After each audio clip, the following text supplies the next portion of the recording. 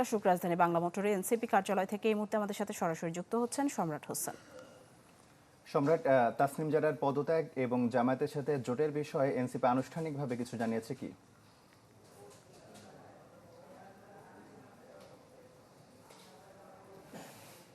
তমাল, মূলত আমরা সন্ধ্যার পর থেকেই এই জাতীয় নাগরিক পার্টির কার্যালয়ে রয়েছি। সেখানে আমরা যে খবর আমরা দেখলাম কিংবা জানলাম সেটি হচ্ছে যে এই গত কয়েকদিন ধরেই কিন্তু মূলত এই ইসলামী ৮ দল অর্থাৎ জামাত ইসলাম সহ যেই ৮ দলীয় জোটের সাথে জাতীয় নাগরিক পার্টির যেই সমঝোতা কিংবা আসন সমঝোতার কথা চলছিল, সেই গুঞ্জন কিন্তু ছড়িয়ে পড়েছিল। এটি কিন্তু স্পষ্টত হলো আজ, অর্থাৎ এই তাসনিম জারার ফেসবুক পেজেই কিন্তু তিনি পদত্যাগ কিংবা তিনি স্বতন্ত্র থেকে নির্বাচন করবেন সে বিষয়ে ঘোষণা দিয়েছেন। কিন্তু এখন পর্যন্ত আমরা এনসিপির কার্যালয়ে এসে যতটুকু দেখলাম যে কেন্দ্রীয় নেতা কিংবা যারা স্মারকলিপি দিল, নতুন বাংলাদেশ গড়তে এলো জুলফিকার স্টিল।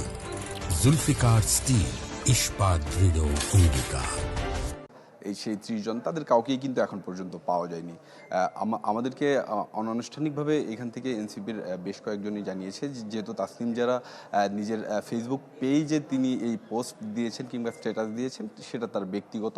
এখন পর্যন্ত যেহেতু আনুষ্ঠানিকভাবে তিনি পদত্যাগপত্র দেয়নি, সেক্ষেত্রে তারা এখন পর্যন্ত কিন্তু আমাদের সাথে কথা বলতে, ক্যামেরায় কথা বলতে এখন পর্যন্ত রাজি হয়নি। আরেকটি বিষয় যেটি বলছিলেন যে যেই স্মারকলিপির যেই বিষয়টি, সেটি কিন্তু এনসিপির সেই নেতা এনসিপির তরফ থেকে কিন্তু বলা হচ্ছে যেহেতু জাতীয় নাগরিক পার্টি একটি গণতান্ত্রিক রাজনৈতিক দল, সেখানে সবার মতামত কিংবা মত প্রকাশের সুযোগ রয়েছে। সেই বিষয়গুলো তারা মাথায় রেখে তারা যেটি বলছেন যে পরবর্তী পদক্ষেপ কিংবা পরবর্তী তাদের যেই সিদ্ধান্ত, সেটি হয়তো বা এরপর তাদের যখন বৈঠক হবে কিংবা এ নিয়ে যখন আলোচনা হবে, তখন হয়তো বা সে বিষয়ে আনুষ্ঠানিকভাবে জানা যাবে। তো এই ছিল রাজধানীর এনসিপির কার্যালয় থেকে সর্বশেষ। সম্রাট, আপনাকে ধন্যবাদ।